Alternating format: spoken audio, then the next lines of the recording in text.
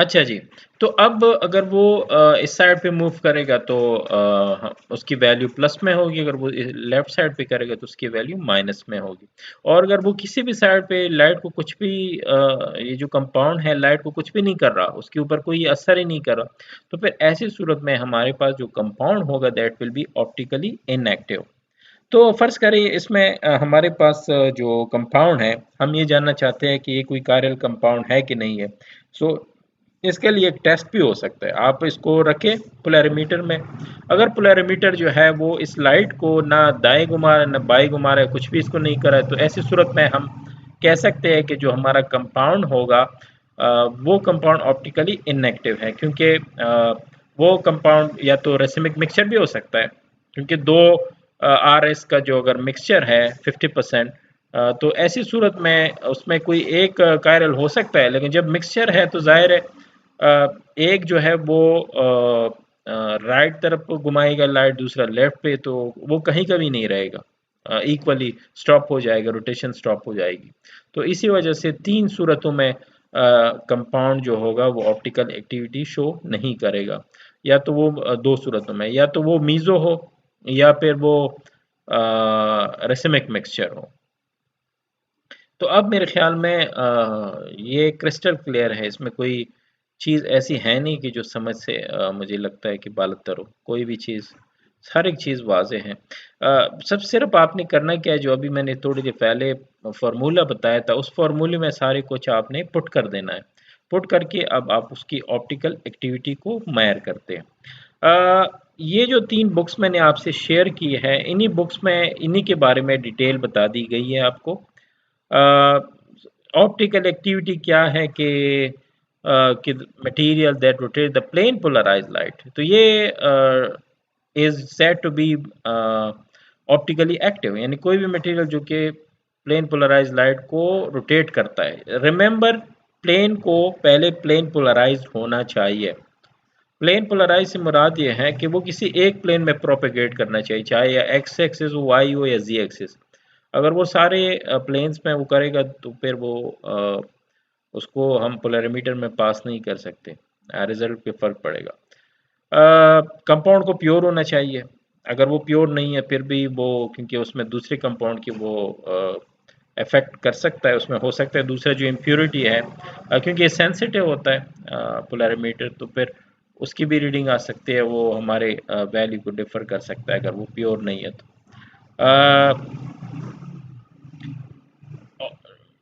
ये जो स्टेटमेंट लिखा है, is non superimposable on its mirror image, ये तो प्राइमरी कंडीशन हो गया ना ऑप्टिकली एक्टिव कंपाउंड के लिए, कायरल कंपाउंड के लिए। तो वो कायरल कंपाउंड सारे ही अपने मिरर इमेज के ऊपर वो नॉन सुपरिम्पोजेबल होता है। ये इन्होंने कंडीशन दिया कि किस तरीके से ये लाइट को, कौन सी चीज़ कहाँ पे लाइट को घुमाते हैं, तो ये इसकी डिटेल दी गई है। ये है बुक जेरी मार्च का।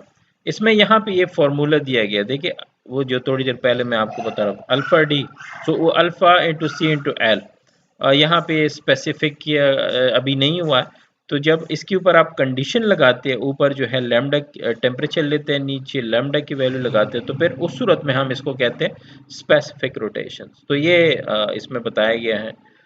कौन से कंपाउंड जो है ऑप्टिकली एक्टिव हो सकता है, ये तो मैंने आपको अभी बताया कि उसमें कोई सिमेट्री एलिमेंट नहीं होना चाहिए। अगर वो सिमेट्री एलिमेंट है उसमें तो फिर वो ऑप्टिकली एक्टिव नहीं हो सकते। तो इस ये सारे इसमें आप इसको पढ़ सकते हैं इन डिटेल्स को, और मोर और लेस इसमें यही सेम चीज़ें होते हैं कि कंपाउंड को as a whole optically active हो जाना चाहिए। ये है पूरा जेरी मार्च में जो इसकी एक्सप्लेनेशन दी गई है। कभी कभी कंपाउंड जो है वो उसमें कोई कार्बन होना ज़रूरी नहीं है।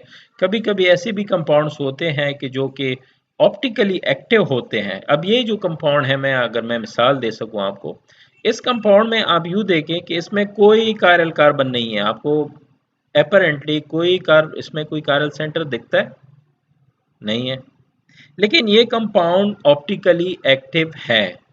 क्यों है?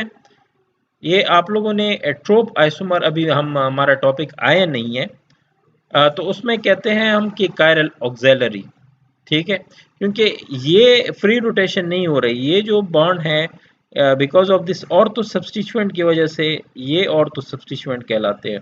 ये स्टीरिक हैंड्रेंस क्रिएट करते हैं इसके साथ, इस वाले के साथ, जिसकी वजह से इसकी रोटेशन जो है वो ब्लॉक हो जाती है। सो एक जो होगा वो प्लेन होगा, दूसरा उसके ऊपर परपेंडिकुलर होगा। मतलब अगर ये प्लेन में है ये वाला रेंज, तो ये इसके परपेंडिकुलर होगा। सो ऐसी सूरत में एक कायल, इसको फिर हम कहते हैं कि कायरल ऑक्सिलरी है, ये जो बीच में आप देखते हैं ना ऐसे, तो ये कायरल ऑक्सिलरी होता है। सो कंपाउंड में, कंपाउंड को ऑप्टिकली एक्टिव होने के लिए हमेशा के लिए कायरल कार्बन का होना जरूरी नहीं है।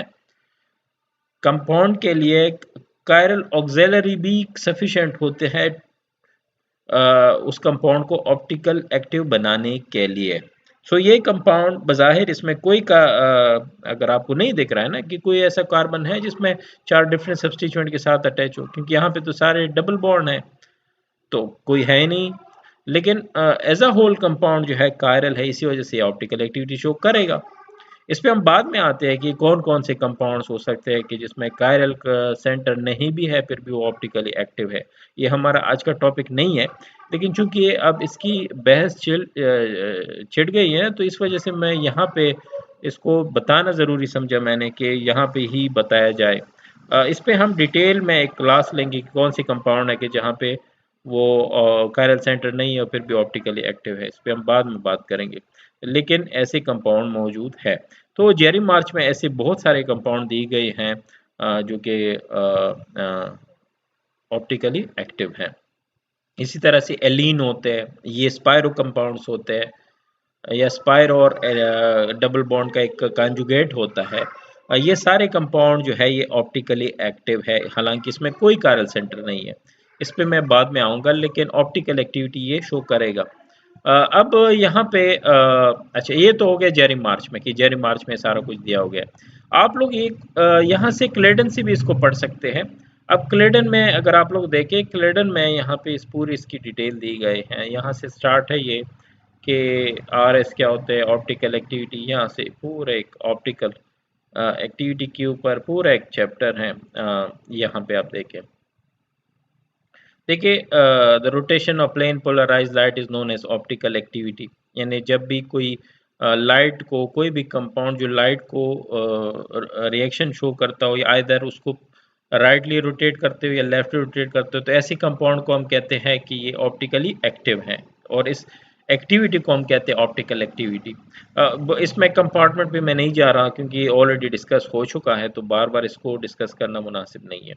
यहाँ पे स्पेसिफिक रोटेशन की कंडीशंस आपको बता दी गई हैं। वो मैंने अभी बता दिया कि हम किस तरह से इनको कंसंट्रेशन जो है डेसीमीटर में भी लेते हैं ना, ठीक है। तो आप उसको दूसरे में भी लेते हैं, तो फिर उसको फिर आप मल्टीप्लाई करना होता है 100 के साथ, क्योंकि डेसीमीटर इंटू सेंटीमीटर फिर आपको इक्विवेलेंस करना पड़ता है। दूसरी बात, जो वेवलेंथ की मैंने बात की है 589, वो भी आपको पता चल गया कि 589 जो है सोडियम का वेवलेंथ है। टेम्परेचर जो है आपको स्पेसिफाई करना है कि आप कौन से टेम्परेचर पे इसको रिकॉर्ड करते हैं। सॉल्वेंट जो है वो कोई भी आप क्लोरोफॉर्म वगैरह जो भी यूज़ कर रहे हैं उसको आप स्पेसिफाई करें। तो अब ये पूरा फार्मूला जब इसमें आप पुट करते हैं, देखिए वैल्यूज़ लगा दी गई हैं।